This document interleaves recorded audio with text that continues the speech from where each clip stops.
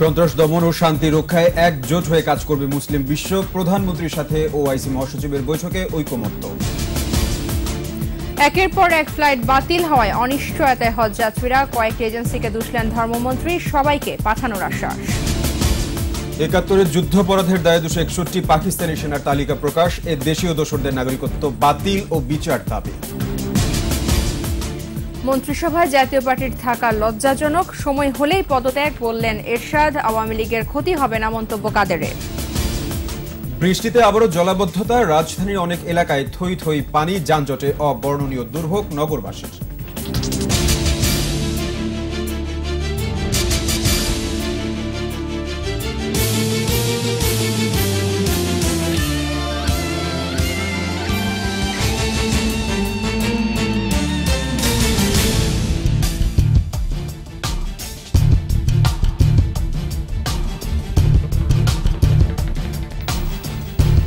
Forest security ইসলামী bank limited সংবাদ শিরোনাম। সন্ধ্যা ৭টার ২১ সংবাদে আমন্ত্রণ জানাচ্ছি আমি সাব্বির আহমেদ এবং আমি তাজনুবা জাবিন। এছাড়া সংবাদ আরও থাকছে। প্রথমবারের মতো মানব ভ্রূণের ত্রুটিপূর্ণ ডিএনএ সংস্কার। জন্মের আগেই প্রতিরোধ হবে ক্যান্সার সহ ১০,০০০-এরও বেশি রোগ।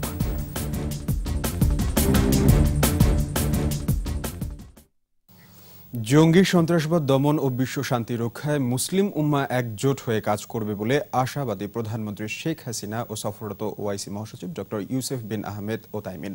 রোহিঙ্গা শরণার্থীদের আশ্রয় দেয় বাংলাদেশ সরকারের প্রশংসা করেছেন ওআইসি মহাসচিব। প্রধানমন্ত্রী শেখ হাসিনার সাথে সাক্ষাতে তিনি এ প্রশংসা করেন। আরও জানাচ্ছেন মামুন রশিদ।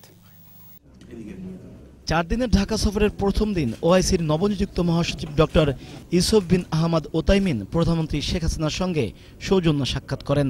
প্রধানমন্ত্রীর কার্যালয়ে এ সাক্ষাতে রোহিঙ্গা ইস্যু, জঙ্গিবাদ সহ বিভিন্ন বিষয় নিয়ে আলোচনা করেন তারা। জঙ্গি সন্ত্রাস দমন ও বিশ্ব শান্তি রক্ষায় মুসলিম উম্মাহ একজোট হয়ে কাজ করবে বলে আশাবাদ জানান তারা। এসব বিষয়ে সাংবাদিকদের অবহিত করেন প্রধানমন্ত্রীর প্রেস সেক্রেটারি ইহসানুল করিম। পরে পররাষ্ট্রমন্ত্রী এইচ মাহমুদ আলীর সঙ্গে সৌজন্য সাক্ষাৎ করেন ওআইসি মহাসচিব। সাংবাদিকদের প্রশ্নের জবাবে রোহিঙ্গা শরণার্থীদের আশ্রয় দেয়ায় শেখ হাসিনার সরকারের প্রশংসা করেন তিনি। একই সঙ্গে মিয়ানমার সরকারকে সেদেশের নাগরিক রোহিঙ্গাদের মৌলিক অধিকার ফিরিয়ে দেবার আহ্বান জানান তিনি। I am calling upon the Myanmar government, please, those are your people, give them their human basic rights, and we are very willing to come and sit down with you.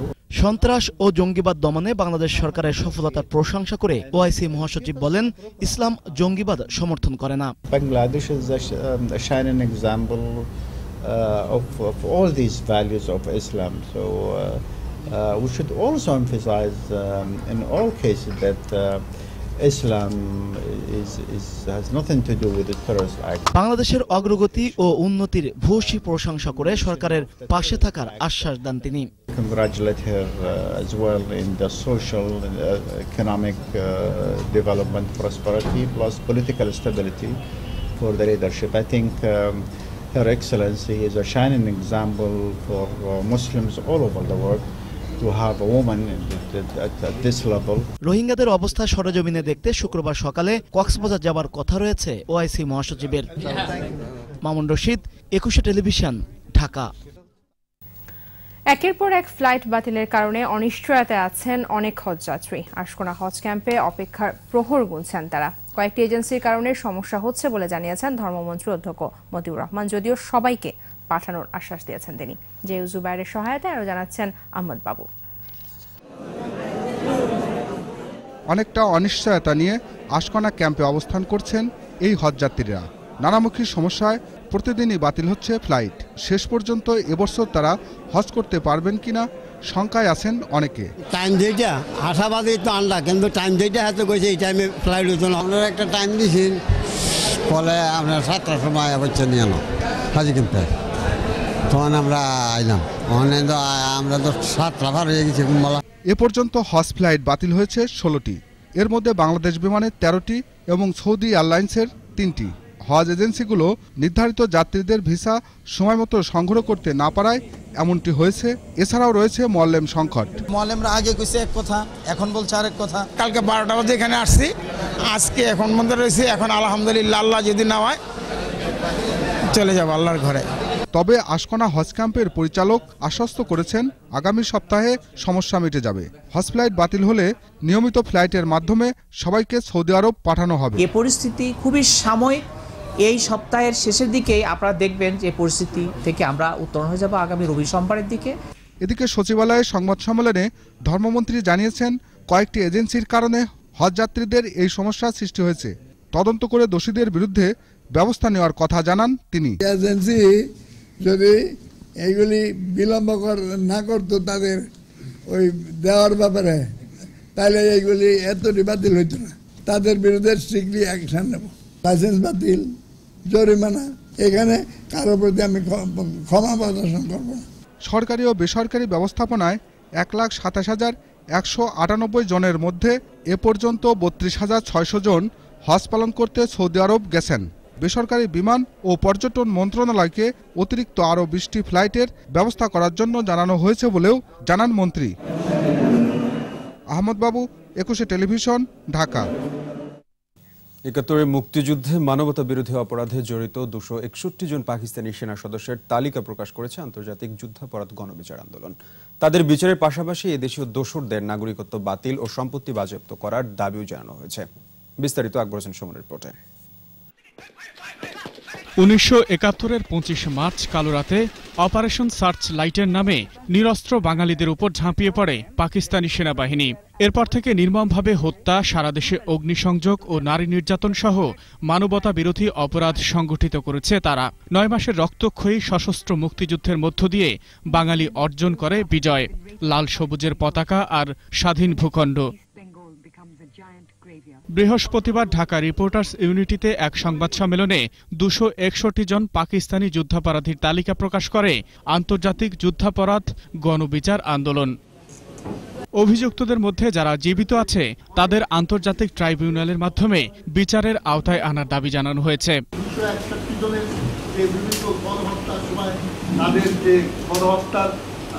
যে সমস্ত দোষ করেছে, যে সমস্ত অপরাধ করেছে, সেই অপরাধগুলো কিন্তু প্রত্যেকের নামের সঙ্গে আমরা এখানে যতটুকু সম্ভব লিপিবদ্ধ করেছি। ভুরি ভুরি প্রমাণ আছে, যে প্রমাণ দিয়ে এদের সবাইকে বিচারের আওতায় আনা যায়। মুক্তিযুদ্ধের বিরোধিতাকারী সংগঠন জামায়াতে ইসলামীর অর্থায়নে পরিচালিত সকল প্রতিষ্ঠান সরকারের নিয়ন্ত্রণে আনারও দাবি জানানো হয় সংবাদ সম্মেলনে। যারা যুদ্ধ অপরাধের সাথে জড়িত তাদের নাগরিকত্ব বাতিল করা, জামায়াতে ইসলাম কর্তৃক পরিচালিত শিক্ষা প্রতিষ্ঠান, ব্যাংক, বিমা, হাসপাতাল, এগুলোকে যাতে সরকারিকরণ করা হয় তার জন্য আমরা দাবি জানাবো। ৭১-এ অপরাধের জন্য পাকিস্তান যাতে ক্ষমা চাইতে বাধ্য হয় সেজন্য বিশ্ব জনমত গড়ে তোলারও আহ্বান সংশ্লিষ্টদের। পাকিস্তানের পক্ষে যারা এখানে সাফাই গায় তাদের বিরুদ্ধে একটা জনরোষ আমরা সৃষ্টি করতে চাই। আকবর হোসেন সুমন, ২১ টেলিভিশন, ঢাকা।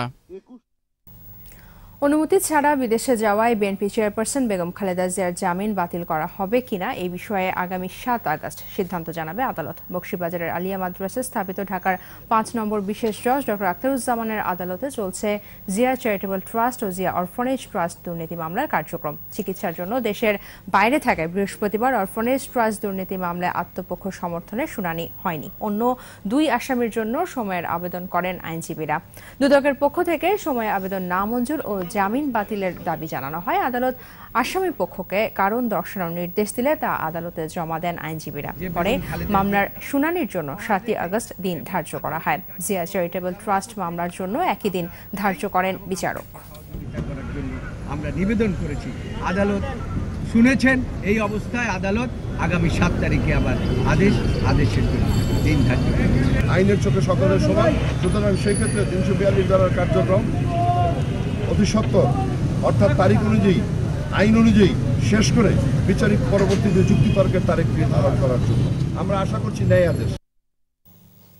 মন্ত্রিসভায় থাকা জাতীয় পার্টির জন্য লজ্জাজনক বলে মন্তব্য করেছেন দলের চেয়ারম্যান হোসেন মোহাম্মদ এরশাদ। বলেছেন, সময় হলে মন্ত্রিসভা থেকে জাতীয় পার্টির সদস্যরা পদত্যাগ করবেন। জাতীয় পার্টির বনানী কার্যালয়ে সংবাদ সম্মেলনে এরশাদ বলেন, প্রধানমন্ত্রী দূতের পদ থেকে পদত্যাগ করলে তাকে অসম্মান করা হবে, তবে সময় বুঝে সেখান থেকেও সরে যাবেন তিনি। এ সময় সাংবাদিক লাঞ্ছনায় ক্ষোভ জানিয়ে তিনি বলেন, ৫৭ ধারায় সাংবাদিকদের আটকে রাখা হয়েছে। ষোড়শ সংশোধনীর রায়কে সাধুবাদ জানিয়ে ন্যায় বিচারের জন্য এটি ইতিবাচক হিসেবে কাজ করবে বলে মন্তব্য করেন এরশাদ।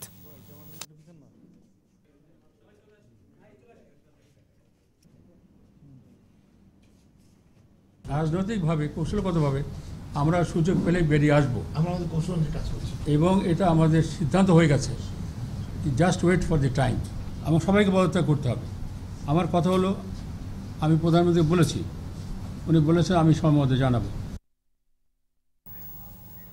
এদিকে মন্ত্রিসভা থেকে জাতীয় পার্টি বেরিয়ে গেলে আওয়ামী লীগের কোনো ক্ষতি হবে না বলে মন্তব্য করেছেন ওবায়দুল কাদের। ড্যাফোডিল ইউনিভার্সিটি আয়োজিত মাদক বিরোধী এক আলোচনা সভা শেষে তিনি এ মন্তব্য করেন। বদরুদ্দোজা চৌধুরীর বাসায় জাতীয় পার্টির নেতাদের বৈঠক এবং মন্ত্রিসভা থেকে এরশাদের বেরিয়ে যাবার গুঞ্জনের জবাবে ওবায়দুল কাদের আরও বলেন, এটি নতুন মেরুকরণ, রাজনীতিতে এটা থাকবেই। তারা অ্যালায়েন্স করছে, এটা গণতন্ত্রের বিউটি। শতফুল ফুটুক, গ্রুপিং, রিগ্রুপিং এবং অ্যালায়েন্স হতে থাক, অসুবিধা কি? মেরুকরণ হচ্ছে রাজনীতি এবং নির্বাচনকে সামনে রেখে এটা একটা ভালো দিক। জাতীয় পার্টি একটা দল, তারা সরকারে নিজেরা স্বেচ্ছায় এসেছেন। এখন যদি তারা চলে যেতে চান, আমাদের এমন কোনো সংকটে আমরা পড়িনি যে তারা চলে গেলে আমাদের উপর আকাশ ভেঙে পড়বে। সংবিধানের ষোড়শ সংশোধনীর রায় আমলে নিয়ে অবিলম্বে পদত্যাগ করে সহায়ক সরকারের অধীনে নির্বাচন দেওয়ার দাবি জানিয়েছে বিএনপি। নয়াপল্টনে দলের কেন্দ্রীয় কার্যালয়ে নির্বাহী কমিটির সম্পাদকদের সঙ্গে যৌথ সভা শেষে সংবাদ সম্মেলনে বিএনপির মহাসচিব মির্জা ফখরুল ইসলাম আলমগীর এ দাবি জানান। বৈঠকে ১ সেপ্টেম্বর দলের ৩৯তম প্রতিষ্ঠাবার্ষিকী উদযাপন, বেগম খালেদা জিয়া ও তারেক রহমানের কারামুক্তি দিবস উপলক্ষে কর্মসূচি নির্ধারণ করা হয়। পরে ষোড়শ সংশোধনী নিয়ে সাংবাদিকদের প্রশ্নের জবাবে মির্জা ফখরুল বলেন, সভ্য দেশ হলে সরকার পদত্যাগ করত। এ সময় দুই জোটের বাইরে রাজনৈতিক জোট হলে বিএনপির অবস্থান কি হবে, এমন প্রশ্নের জবাবে মির্জা ফখরুল বলেন, গণতন্ত্রের স্বার্থে যে কোনো রাজনৈতিক কর্মকাণ্ডকে স্বাগত জানায় বিএনপি।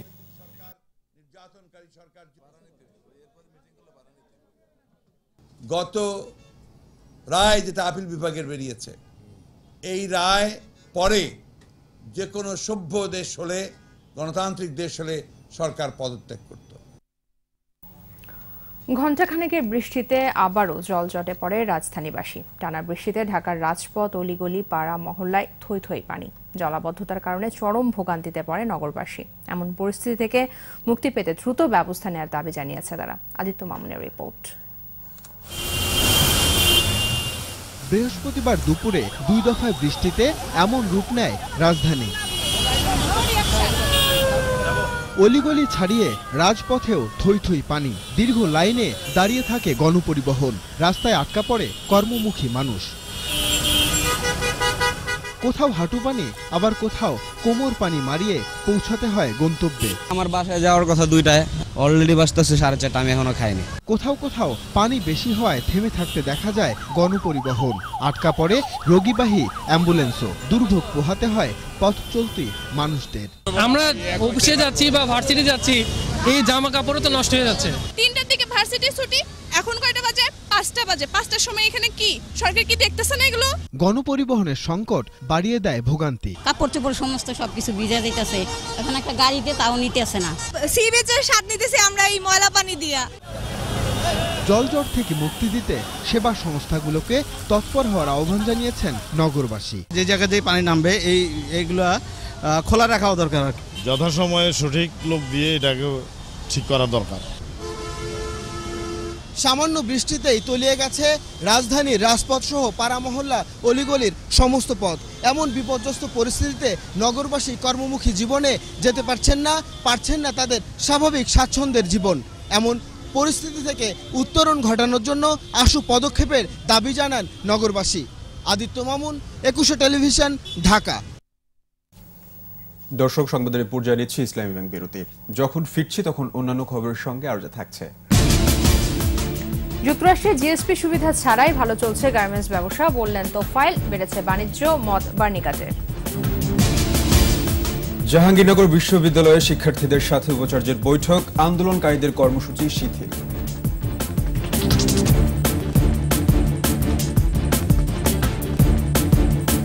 আপনারা দেখছেন সন্ধ্যা 7:21 সংবাদ। দুর্নীতি দমন কমিশনের দায়ের করা মামলায় সাজার হার ৬৪% বলে জানিয়েছেন সংস্থাটির চেয়ারম্যান ইকবাল মাহমুদ।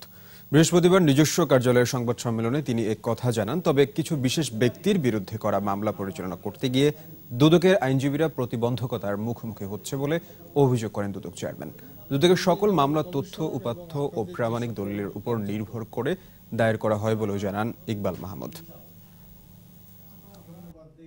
এমন অবস্থা হয় যে আমরা মামলাটা পরিচালনাই করতে পারছি না, তো শাস্তির প্রশ্ন তো পরে। আমাদের লয়ার আদালতে প্রতিবন্ধকতার সম্মুখীন হচ্ছেন, আসামির পক্ষ থেকে বাধা পাচ্ছেন তিনি, তো আদালত নিশ্চয়ই ব্যবস্থা নেবেন আমাদের বিশ্বাস। যুক্তরাষ্ট্রের বাজারে জিএসপি সুবিধা ছাড়াই বাংলাদেশের গার্মেন্টস ব্যবসা ভালো চলছে বলে মন্তব্য করেছেন বাণিজ্য মন্ত্রী তোফায়েল আহমেদ। দুপুরে রাজধানীর একটি হোটেলে American chamber of commerce in Bangladesh আয়োজিত অনুষ্ঠানে এই মন্তব্য করেন তিনি। গত 2 বছরে যুক্তরাষ্ট্রের সঙ্গে বাংলাদেশের বাণিজ্য বেড়েছে বলে জানান মার্কিন রাষ্ট্রদূত। আর বাংলাদেশের নিরাপত্তা ব্যবস্থায় সন্তোষ বলে জানান সাবেক মার্কিন কূটনীতিক তহিদুর রহমানের রিপোর্ট। রাজধানীর একটি হোটেলে American chamber of commerce in Bangladesh আয়োজিত এই অনুষ্ঠানে 2 দেশের সাবেক ও বর্তমান কূটনীতিক সহ বিভিন্ন শ্রেণী পেশার প্রতিনিধিরা অংশ নেন। আলোচনায় মার্কিন রাষ্ট্রদূত 2 দেশের বাণিজ্যিক সম্পর্ক উন্নয়নের কথা তুলে ধরেন। সার্বিকভাবে যুক্তরাষ্ট্রের সঙ্গে বাংলাদেশের ব্যবসা বেড়েছে বলেও জানান তিনি। U.S. companies continue to see huge investment and business opportunities in the Bangladesh market, particularly in energy. আলোচনায় অংশ নেন বাংলাদেশ, ভারত, ভিয়েতনাম সহ কয়েকটি দেশে কাজ করা মার্কিন সাবেক কূটনীতিক ওয়েজনার। তিনি বলেন, বাণিজ্যিক ভারসাম্য বজায় রেখে এগিয়ে যেতে হবে বাংলাদেশকে। GSP general schedule preferences come up for renewal. I personally believe deeply Bangladesh should find her place. তবে যুক্তরাষ্ট্রের বাজারে জিএসপি ছাড়াই বাংলাদেশ এগিয়ে যাচ্ছে বলে মন্তব্য করেন বাণিজ্য মন্ত্রী। Last 5 years I saw yesterday more than $5 billion as custom duty in the market of the United States of America. The honorable ambassador mentioning about GSP, so that encouraged me, and we don't want it now.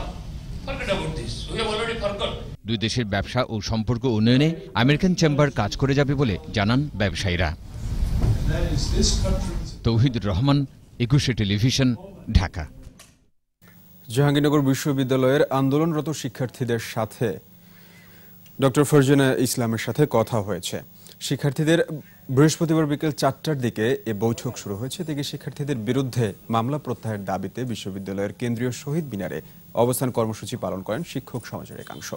মামলা প্রত্যাহার না করা পর্যন্ত কর্মসূচি চলবে বলেও জানান তারা। এর আগে সকালে মামলা প্রত্যাহারের আশ্বাস দেয় উপাচার্য ডক্টর ফারজানা ইসলামকে কার্যালয়ে প্রবেশ করতে দেয় আন্দোলনরত শিক্ষার্থীরা। বিভিন্ন উদ্যোগ সত্ত্বেও চট্টগ্রাম বন্দরে কমছে না জাহাজ জট। বন্দরে জাহাজের অবস্থান বেড়ে যাওয়ায় বেড়েছে ভাড়াও। এ কারণে বাড়ছে পণ্যের আমদানি খরচ। এদিকে বন্দরে জাহাজ জটের কারণে আর্থিক ক্ষতির মুখে পড়ার কথা জানিয়েছেন ব্যবসায়ীরা। চট্টগ্রাম বন্দর নিয়ে ধারাবাহিক প্রতিবেদনের আজ প্রথম পর্ব। রিপোর্ট করছেন হাসান ফেরদৌস, ক্যামেরায় ছিলেন বিপ্লব মজুমদার।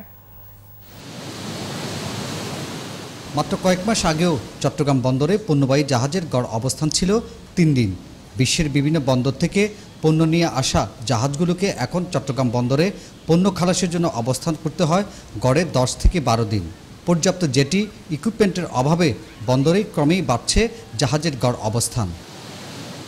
এ কারণে জাহাজের ভাড়াও বেড়েছে বলে জানালেন আমদানিকারকরা। পাশাপাশি জাহাজ জটের কারণে বিদেশি বায়াররাও মুখ ফিরিয়ে নিচ্ছেন বলে জানান এই নারী উদ্যোক্তা। কন্টেনার না নেওয়ার কারণে আমার বায়ার জাপান থেকে আমাকে বলছে যে ভবিষ্যতে তোমার সাথে আমি বিজনেস মনে হয় কন্টিনিউ করতে পারবো না। তো এরকম আমার মতো প্রত্যেকেই প্রতিদিন তাদের বায়ারগুলি হারাচ্ছে, যার কারণে আমাদের দেশের থেকে বিজনেস চলে যাচ্ছে। এদিকে বন্দরে জাহাজ জটের কারণে গত 2 মাসে ব্যবসায়ীরা কয়েকশো কোটি টাকার ক্ষতির শিকার হয়েছেন বলে জানান চট্টগ্রাম চেম্বারের সভাপতি। শত শত কোটি টাকার ক্ষতি হয়েছে, যেটা একজন ব্যবসায়ীর পক্ষে সামাল দেওয়া কঠিন হবে। পণ্য খালাসের ধীরগতির জন্য বন্দর কর্তৃপক্ষকে দুষলেন স্থানীয় সাংসদ ও চট্টগ্রাম চেম্বারের সাবেক এই সভাপতি। দ্রুত সমস্যা সমাধানের দাবিও জানান তিনি। এটা একটা ব্যবসায়িক প্রতিষ্ঠান, সরকারি হলেও আমাদেরকে ব্যবসায়িক মনোবৃত্তি নিয়ে সরকার চায় ব্যবসা বান্ধব পরিবেশ করার জন্য। আমি ডেলিভারির অর্ডার নিয়ে আসার পরে আমি আবার কেন শিপিং এজেন্সিতে গিয়ে আবার একদিনের ডেলিভারি দিয়ে আসবো? সমস্যা সমাধানে সংশ্লিষ্ট কর্তৃপক্ষ এবং সরকারকে আরও সক্রিয় হওয়ার তাগিদ দিয়েছেন ব্যবসায়ীরা।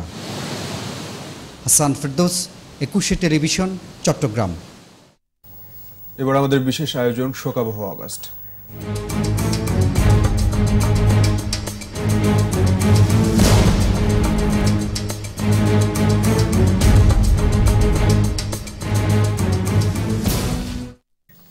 জাতির জনক বঙ্গবন্ধু শেখ মুজিবুর রহমানকে সপরিবারে হত্যার পর বিবিসি সহ পাশ্চাত্য ও ভারতের আকাশবাণী সহ আন্তর্জাতিক গণমাধ্যম গুরুত্ব সহকারে সে সংবাদ প্রচার করেছিল।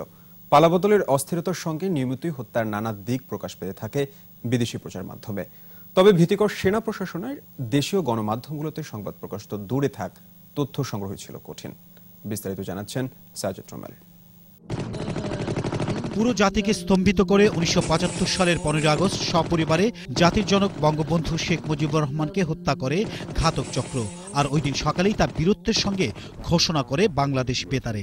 অদ্য সকাল হতে খন্দকার মুশতাক আহমদের বলিষ্ঠ নেতৃত্বে সামরিক বাহিনী ক্ষমতা দখল করিয়াছে। বাঙালির অধিকার আদায়ের অবিসংবাদিত নেতা বঙ্গবন্ধু ও তার পরিবারের সদস্যদের নির্মমভাবে হত্যার খবর বিশ্ব গণমাধ্যমে ওই দিন থেকেই বেশ গুরুত্ব সহকারে আসতে শুরু করে। তবে উচ্ছৃঙ্খল সেনা কর্মকর্তাদের নৈরাজ্যের মধ্যে তথ্য ও ছবি সংগ্রহ কঠিন হয়ে যায়। হত্যার খবরকে শিরোনাম করে সংবাদগুলো প্রকাশ হয় মূলত বঙ্গবন্ধুর রাজনৈতিক সংগ্রাম, রাষ্ট্র পরিচালনার প্রোফাইল ব্যবহার করেই।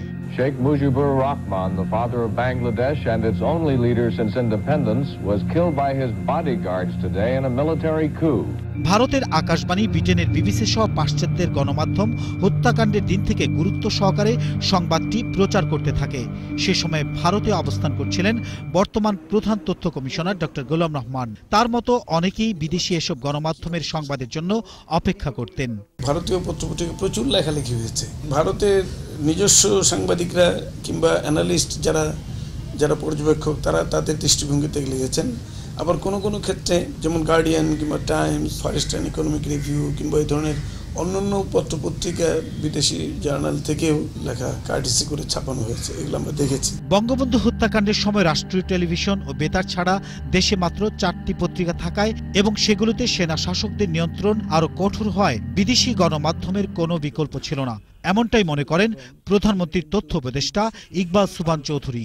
তখন মাত্র 4টি পত্রিকা ছিল, তাও সরকার নিয়ন্ত্রিত, এবং যে টেলিভিশন এবং বেতার সেগুলিও সরকার নিয়ন্ত্রিত, এবং মিলিটারি শাসকরা এসে এগুলোকে পুরোপুরি কন্ট্রোলে নিয়ে পুরো মিডিয়া এবং প্রচারণাটাকে এই হত্যাকাণ্ডের জাস্টিফিকেশনের জন্য তারা ব্যবহার করেছে। তবে জাতির জনককে সপরিবারে হত্যার দিন যত গড়িয়েছে বিশ্ববাসীর কাছে স্পষ্ট হয়েছে কারা ঘাতক, কারা পরিকল্পনাকারী, কারাই বা এই পালাবদলের সুবিধাভোগী। Sheikh Mujib's successors are nervous about their own future, about their nation's future. Sajid Rommel, 21 television, Dhaka. আবারও নিচ্ছে ইসলামী ব্যাংক বিরতি, ফিরে এসে থাকবে। সুনামগঞ্জের হাওড়ে বাঁধ নির্মাণে দুর্নীতির অভিযোগে পানি উন্নয়ন বোর্ডের সাবেক প্রকৌশলী সহ 140 জনের বিরুদ্ধে মামলা। এবার বৈধ অভিবাসীদের সংখ্যাও কমিয়ে আনতে চায় ট্রাম্প প্রশাসন, হচ্ছে নতুন আইন।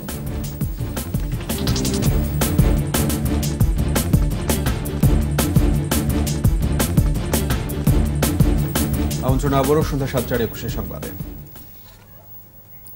সুনামগঞ্জের হাওড়ে বাঁধ নির্মাণে দুর্নীতির অভিযোগে পানি উন্নয়ন বোর্ডের সাবেক প্রকৌশলী আফসার উদ্দিন সহ 140 জনের বিরুদ্ধে মামলা করা হয়েছে। বৃহস্পতিবার দুপুরে জেলা ও দায়রা জজ মুজিবুর রহমানের আদালতে সুনামগঞ্জ জেলা আইনজীবী সমিতির সাধারণ সম্পাদক অ্যাডভোকেট আব্দুল হক এই মামলা দায়ের করেন। আদালত মামলাটি গ্রহণ করে তদন্তের জন্য দুদকে প্রেরণ করার আদেশ দিয়েছেন। মামলায় দায়িত্বপ্রাপ্ত 39টি পিআইসির সভাপতি, সাধারণ সম্পাদক, পাওবোর সাবেক অতিরিক্ত প্রধান প্রকৌশলী আব্দুল হাই সহ 15 জন পাওবো কর্মকর্তা, 46 জন ঠিকাদার সহ 140 জনকে আসামি করা হয়। এর আগে অপর এক মামলায় সুনামগঞ্জ পাওবোর নির্বাহী প্রকৌশলী আফসার উদ্দিন সহ 2 জনকে দুদক গ্রেফতার করে জেল হাজতে পাঠিয়েছে। গাজীপুরে কিশোরী গণধর্ষণের ঘটনায় গ্রেফতার ট্রাক চালক মেহেদী হাসান ও হেলপার সোহানের 4 দিনের রিমান্ড মঞ্জুর করেছে আদালত। বিকেলে senior judicial magistrate Mohammad Aftabuzzaman এর আদালতে তাদের হাজির করে 7 দিনের রিমান্ড আবেদন করে পুলিশ। পরে আদালত শুনানি শেষে 4 দিনের রিমান্ড মঞ্জুর করে। মঙ্গলবার ওই কিশোরী তার মায়ের উপর অভিমান করে গাজীপুরে নিজ বাড়ি থেকে বেরিয়ে চৌরাস্তায় আসে। পরে একটি মালবাহী ট্রাকের চালক মেহেদী হাসান ও হেলপার সোহান তাকে নির্যাতন করে। পরে কিশোরী বাদী হয়ে বুধবার রাতে সিদ্ধিরগঞ্জ থানায় মামলা দায়ের করে।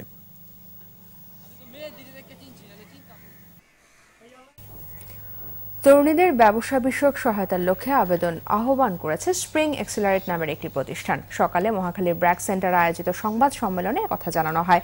তরুণী উদ্যোক্তাদের human stove design boot camp, investment readiness support এবং মেম্বারশিপ মাধ্যমে সহায়তা করে স্প্রিং। সংবাদ সম্মেলনে স্প্রিং এর প্রধান নির্বাহী রামোনা লিবারভ উপস্থিত ছিলেন।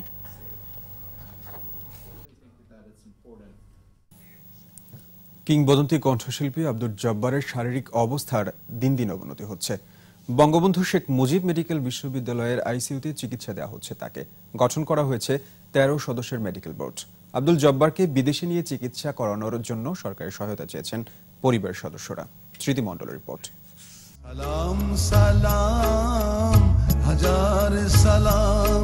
স্বাধীন বাংলা বেতারের শিল্পী আব্দুল জব্বার সুর আর গানের জগতে হার না মানা গুণী এই শিল্পী এখন হাসপাতালের বিছানায় লড়ছেন জীবনের সঙ্গে। সুরের জাদুতে অগণিত ভক্ত মনে গড়েছেন স্থায়ী আসন। কালজয়ী অসংখ্য গানের জন্য তাকে বলা হয় জীবন্ত কিংবদন্তি। দীর্ঘদিন ধরে কিডনি সহ নানা জটিলতায় ভুগছেন শিল্পী আব্দুল জব্বার।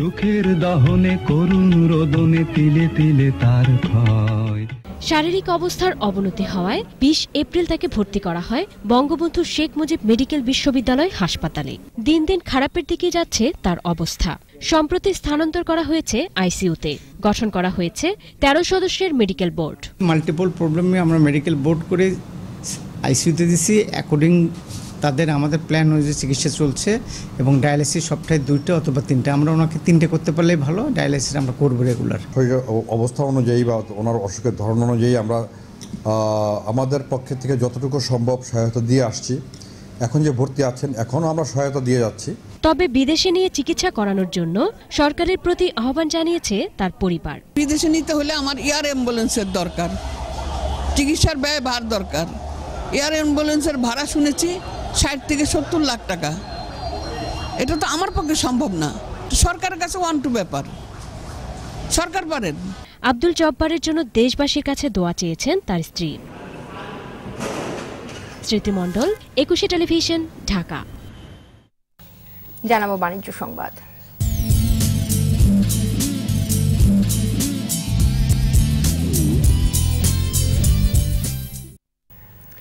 সূচক ও লেনদেন কমেছে দেশের উভয় স্টক এক্সচেঞ্জে। একই সঙ্গে দর হারিয়েছে বেশিরভাগ প্রতিষ্ঠান। বৃহস্পতিবার ডিএসসিতে লেনদেন হওয়া 331টি প্রতিষ্ঠানের মধ্যে দর বেড়েছে 137টির, কমেছে 165টি আর 29টি প্রতিষ্ঠানের দর অপরিবর্তিত ছিল। দিন শেষে লেনদেন হওয়া শেয়ার ও মিউচুয়াল ফান্ডের বাজার মূল্য ছিল 1078 কোটি টাকা। ডিএসসি প্রধান সূচক DXEX 10 পয়েন্ট কমে নেমে আসে 5880 পয়েন্ট। অন্যদিকে সূচক কমেছে সিএসসিতে লেনদেন হওয়া 258টি প্রতিষ্ঠানের মধ্যে দর বেড়েছে 87টির, কমেছে 141টির আর 30টি প্রতিষ্ঠানের দর ছিল অপরিবর্তিত। আর মোট লেনদেন হয়েছে 63 কোটি টাকার শেয়ার ও মিউচুয়াল ফান্ড। এই পর্যায়ে জানাচ্ছি মডার্ন ডায়াগনস্টিক সেন্টার আন্তর্জাতিক সংবাদ।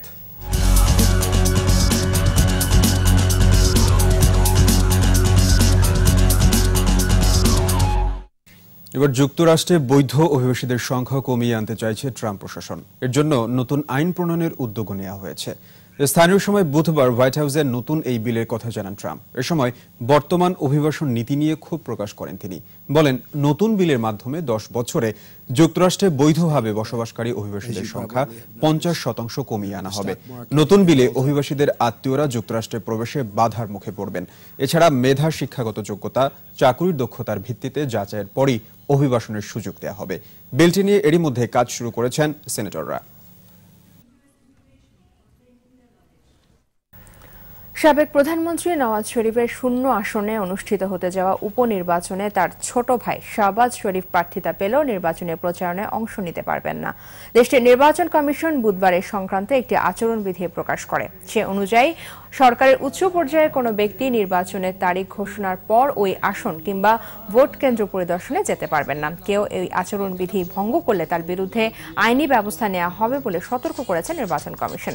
গেল 28 জুলাই সুপ্রিম কোর্টে নওয়াজ শরীফকে অযোগ্য ঘোষণার পর প্রধানমন্ত্রী হিসেবে পদত্যাগ করেন তিনি। লাহোরে নওয়াজ শরীফের আসনে 17 সেপ্টেম্বর উপনির্বাচনের তারিখ ঘোষণা করা হয়েছে। আবার সময় হলো ইসলাম এবং বিরতির। যখন ফিরছি তখন অন্যান্য খবরের সঙ্গে আরো যা থাকছে। নির্ধারিত সময়ে বাংলাদেশে আসবে অজিরা, বেতন ভাতা নিয়ে খেলোয়াড়দের সাথে ক্রিকেট অস্ট্রেলিয়ার সমঝোতা। প্রীতি ফুটবল ম্যাচে MLS অল স্টার্সের বিপক্ষে টাই ব্রেকারে 4-2 গোলে জয় পেল রিয়াল মাদ্রিদ।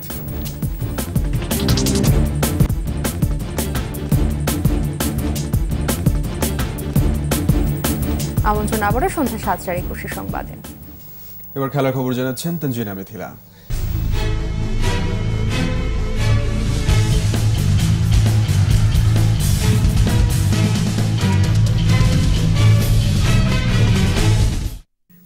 ধন্যবাদ।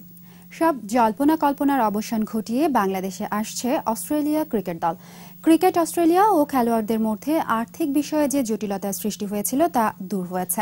ফলে নির্ধারিত 18 আগস্টে ঢাকার পথে রওনা হবে স্টিভেন স্মিথের দল। বিস্তারিত জানাচ্ছেন আবু হুরায়রা তামিম। 2 ম্যাচের টেস্ট সিরিজ খেলতে ঢাকা আসার কথা অস্ট্রেলিয়া ক্রিকেট দলের। তবে বোর্ড ও খেলোয়াড়দের মধ্যে বেতন ভাতা নিয়ে জটিলতার কারণে অনিশ্চিত হয়ে পড়ে বাংলাদেশ সফর। সেই সমস্যা দূর হওয়ায় যথাসময়ে টেস্ট সিরিজ হবে বলে আশা করছে দুই দেশের ক্রিকেট বোর্ড। এ ব্যাপারে বিসিবির মিডিয়া কমিটির চেয়ারম্যান জালাল ইউনুস বলেন, অস্ট্রেলিয়ার সঙ্গে সিরিজটি বাংলাদেশের জন্যই গুরুত্বপূর্ণ।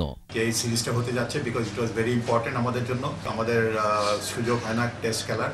হোম গ্রাউন্ডে আমরা দুইটা টেস্ট খেলবো, এটা একটা বড় ব্যাপার এবং সেটা হতে যাচ্ছে, সেই জন্য ডেফিনেটলি আমরা খুশি। And definitely we are looking forward this series very seriously.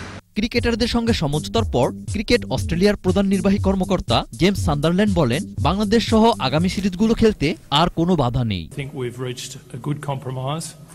One we can both live with and one that will be good for the game and good for Australia's cricketers. All important tour of Bangladesh to proceed as planned. বাংলাদেশের সঙ্গে ঢাকা ও চট্টগ্রামে 2টি test খেলবে Australia. Abu Hurairah Tamim, 21 television. 3 match test সিরিজের দ্বিতীয়টিতে চেতেশ্বর পূজারা ও অজিঙ্কা রাহিনের অপরাজিত সেঞ্চুরিতে শ্রীলঙ্কার বিপক্ষে বড় সংগ্রহের পথে ভারত। কলম্বোতে টস জিতে ব্যাট করতে নেমে 133 রানে অধিনায়ক কোহলি সহ 3 উইকেট হারায় ভারত। তবে এরপর আর কোনো উইকেট পড়তে দেয়নি পূজারা ও রাহানে। দুইজনেই সেঞ্চুরি পূর্ণ করে অপরাজিত রয়েছেন। 225 বলে 10-4 ও 1 ছক্কায় 128 রানে পূজারা ও 168 বলে 12-4-এ 103 রান করে রাহানে দিন শেষ করেন। এই দুজনের সেঞ্চুরিতে প্রথম দিন শেষে ভারতের সংগ্রহ 3 উইকেটে 344 রান। প্রীতি ফুটবল ম্যাচে মেজর লিগের MLS অল স্টার্সের বিপক্ষে ট্রাই ব্রেকারে 4-2 ব্যবধানে জয় পেয়েছে রিয়াল মাদ্রিদ। শিকাগোতে ক্রিস্টিয়ানো রোনালদোকে ছাড়া খেলতে নেমে প্রথমার্ধে ভালো করতে পারেনি জিদানের শিষ্যরা। এরপর 59 মিনিটে স্ট্রাইকার বোর্জা মেওরাল গোল করলে লিড নেয় রিয়াল। তবে দ্বিতীয়ার্ধে 87 মিনিটে MLS অল স্টার্সের হয়ে গোল করে দলকে সমতায় ফেরান ডাওয়ার। শেষ পর্যন্ত 1-1 সমতায় থাকলে খেলা গড়ায় টাই ব্রেকারে। নিজেদের প্রথম 2টি শট মিস করলে হেরে যায় MS all star.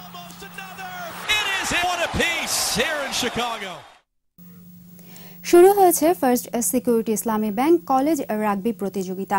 Rugby federation আয়োজিত এই প্রতিযোগিতা রাজধানীর মোহাম্মদপুর সরকারি শারীরিক শিক্ষা কলেজ মাঠে অনুষ্ঠিত হচ্ছে। সকালে প্রতিযোগিতার উদ্বোধন করেন আওয়ামী লীগের ক্রীড়া সম্পাদক হারুনুর রশিদ এবং ফার্স্ট সিকিউরিটি ইসলামী ব্যাংক লিমিটেডের উপ ব্যবস্থাপনা পরিচালক মোহাম্মদ মোস্তফা খায়ের। 8ম আয়োজনে অংশ নিচ্ছে রাজধানীর 11টি কলেজ।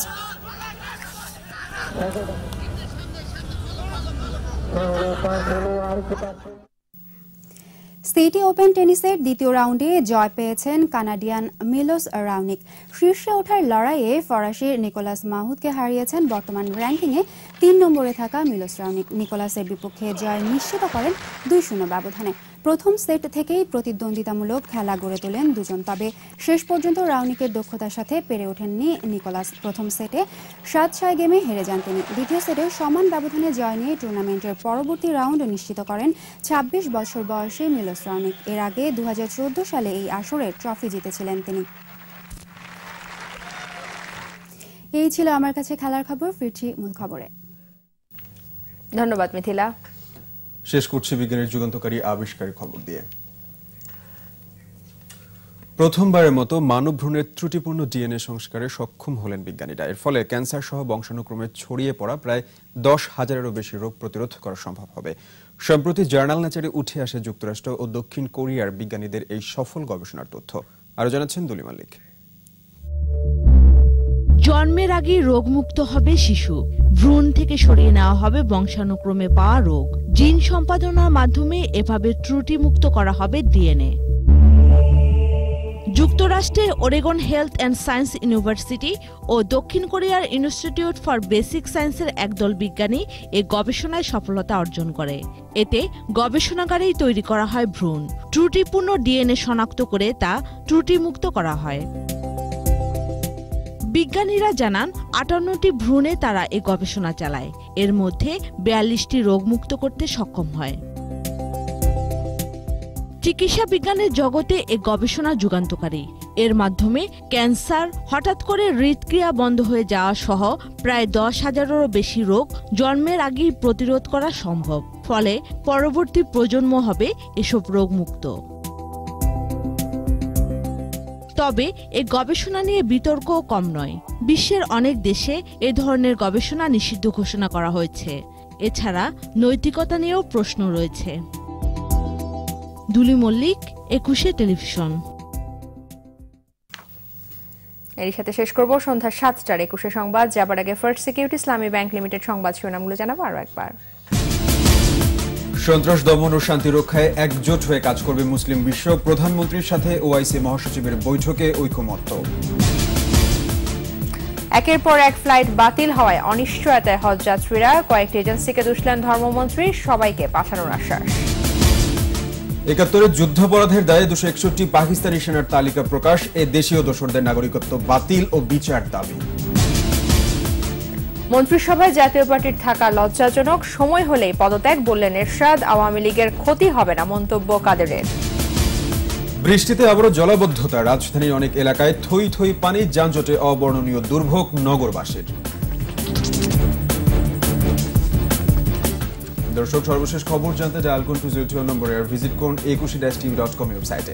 এছাড়া ফেসবুকে লগইন করতে পারেন facebook.com/2124 অনলাইন। আমাদের পরের সংবাদ রাত 9টায় দেখার আমন্ত্রণ রইল। সবাইকে ধন্যবাদ।